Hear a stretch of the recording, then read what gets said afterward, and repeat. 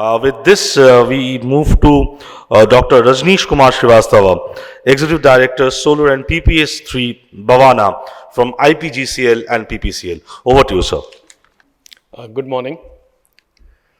Dear esteemed panelists, organizer, APAC Media, and my friends and colleagues in audience.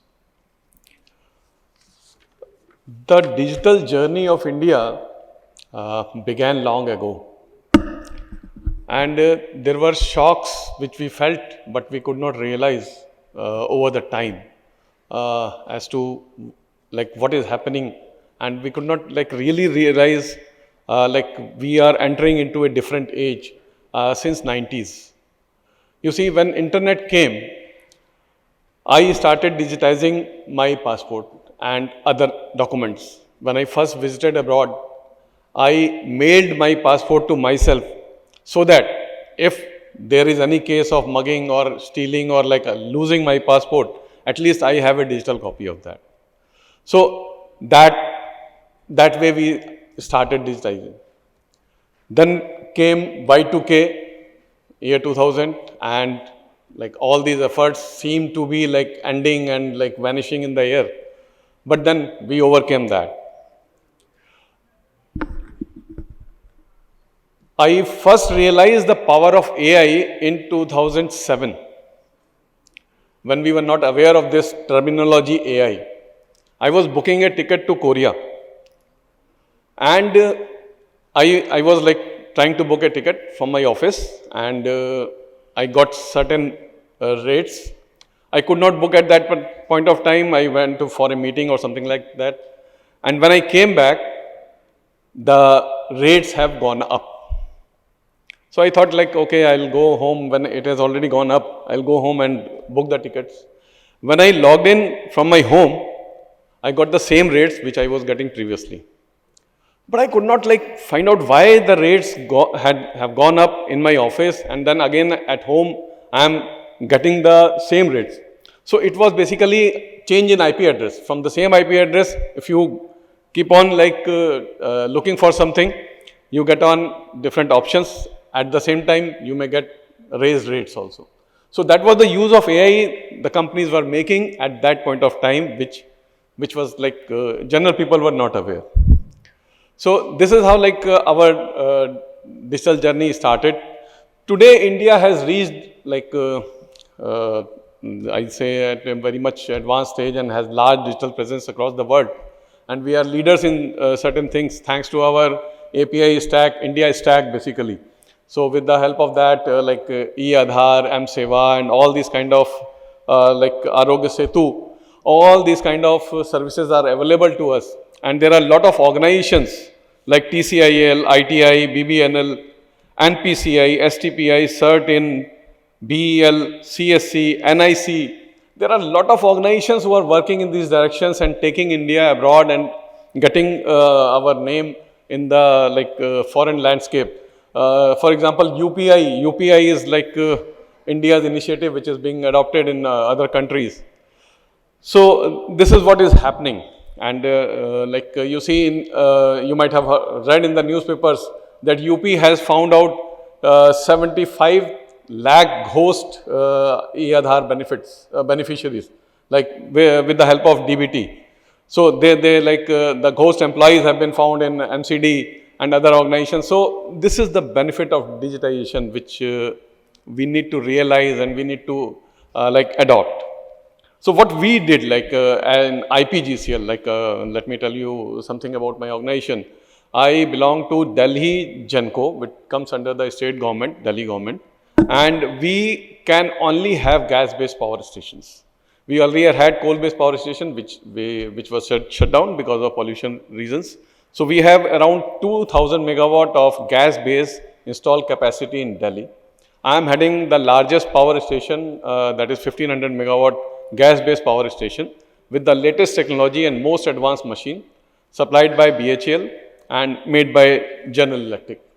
So what we have done through our digitization journey, in 2004 we entered into it as an organization. We implemented ABT software The availability based tariff at that time it came, and we were among the first organization who went for this software, and we earned a lot of money through that adoption. We earned a lot of money as a generation company with the help of ABT software. Then in 2008 we implemented SAP, and it was the fastest and most successful implementation in India, and we got SAP ACE award. So now all our processes are digital. Even when we make a payment to a say vendor, he gets the notification that yes, the payment has logged in with this number. So it is not difficult for them to reconcile their payments and all. So these kind of digitization we have achieved. Then we commissioned these machines which I am the power plant which I am heading. So there we have on-site monitoring system. We monitor the blade health, compressor blade health with the help of these tools. And then we also monitor the combustion dynamics.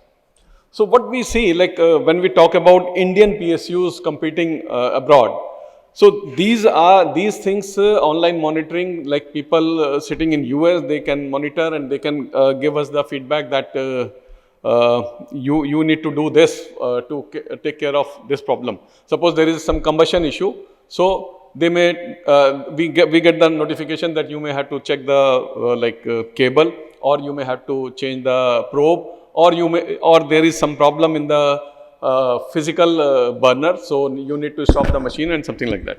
So this is the benefits we are getting from the digitization. So now this Indian PSUs, we have BHL machines also. For the steam turbines are supplied by BHL, made by BHL. So in those machines, such kind of technology or say feedback is not available to the large extent. So there we can improve. So basically we have traveled a lot of path in digitization, and now the time is for consolidation. So that's important. So what needs to be done? We need to get into the inner layers. We as PSUs, we have all implemented many things. We have got so many facilities with us. But what happens over the time, these implementations go rogue. We don't hone these. We don't train our employees. We don't hone our skills, and the skill gap create problems. So that needs to be done. We need to skill our people, upskill our employees, give them training, give them exposure, and mandate for them to attend certain trainings and implement carry on the things which have been implemented. Then the investment need to be done in infrastructure like cloud computing and other infrastructure, IT infrastructure, digitization, so that and we should keep on with that.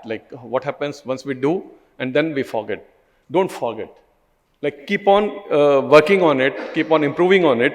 So there we lack. And then we need our regulators to understand. That is the most important thing. When we go with some proposal to our regulator, we don't get the clearance immediately, and by the time we go for in the implementation, as Mr. Ahmed rightly said, if we chase digitization, we'll never get it. So we'll have long-term vision. So by the time we get approval, the thing is the thing of past. So that kind of education to be provided to even basically to our regulatory bodies, so that they go hand in hand with the PSUs and help them developing further. So there is a lot to be said on this topic, but I think I'll rest my case here.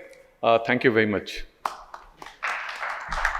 Thanks, Dr. Rajneesh Kumar Srivastava from IPGCL and PPCL. I'm quite happy that you pointed out this important aspect of skilling, upskilling and reskilling within the workforce of the PSUs, especially when it comes to the new age technologies.